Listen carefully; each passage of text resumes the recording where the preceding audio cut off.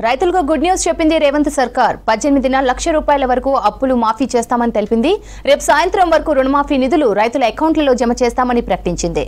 కుటుంబాన్ని గుర్తించేందుకే ration card నిబంధన పెట్టామన్నారు CM Revanth Reddy. అర్హులైన రైతులందరికీ రుణాలు మాఫీ చేస్తామని తెలిపారు.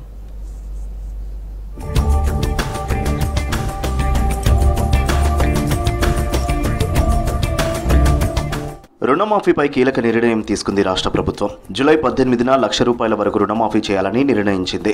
రేపు సాయంత్రంలోగా రైతుల ఖాతాల్లో డబ్బులు జమ కానున్నాయి. రుణమాఫీ నిధులు పక్కదారి పట్టకుండా బ్యాంకర్లకు స్పష్టమైన ఆదేశాలు జారీ చేసింది రాష్ట్ర ప్రభుత్వం.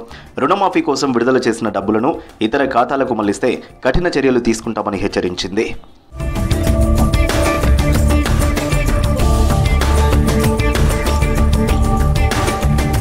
రుణమాఫీకి రేషన్ కార్డు నిబంధనపై క్లారిటీ ఇచ్చారు సీఎం రేవంత్ రెడ్డి. భూమి పాస్బుక్ ఆధారంగానే కుటుంబానికి 2 లక్షల పంట రుణం మాఫీ చేస్తామని స్పష్టం చేశారు. కేవలం కుటుంబాన్ని గుర్తించేందుకే రేషన్ కార్డు అని కలెక్టర్ల సమావేశంలో వివరణ ఇచ్చారు సీఎం రేవంత్.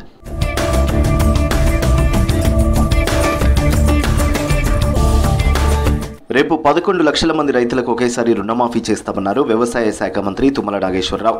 క్రాప్ లోన్లు తీసుకున్న రైతులకు కూడా పాస్బుక్ ఉంటే రుణమాఫీ ఉంటుందన్నారు. రుణమాఫీకి తామేమీ కొత్త నిబంధనలు తీసుకురాలేదని, కేసీఆర్ సర్కార్ గైడ్ లైన్స్ అమలు చేస్తున్నామన్నారు. పాస్బుక్ ఆధారంగానే రుణమాఫీ చేస్తామని మరోసారి క్లారిటీ ఇచ్చారు మంత్రి తుమ్మల.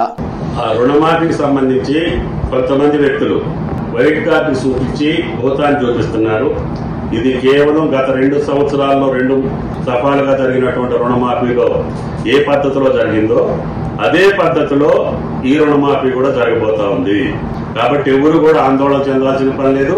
మొదటి విడతగా 18వ తారీఖు లక్ష రూపాయలు ఆయన ఖాతాలో జమ చేసేదానికి 18వ తారీఖు సుముహూర్తం నిశ్చయించారు. కానీ మిగతా 1 లక్ష రూపాయలు కూడా అతి కొద్ది రోజుల్లోనే మీ ఖాతాలో జమ చేసేదానికి రాష్ట్ర ప్రభుత్వం సర్వశక్తులు వడ్డీ మాట నిలుపుకోవడం కోసం ప్రయత్నం చేస్తుందని చెప్పి రైతు సోదరులకు విజ్ఞప్తి చేస్తున్నాం. 18వ తేదీ సాయంత్రం రైతు వేదికల్లో రుణమాఫీ లబ్ధిదారులతో సంబరాలకు సన్నాహాలు చేస్తోంది రాష్ట్ర ప్రభుత్వం. రైతులతో ముఖ్యమంత్రి రేవంత్ రెడ్డి మాట్లాడనున్నారు.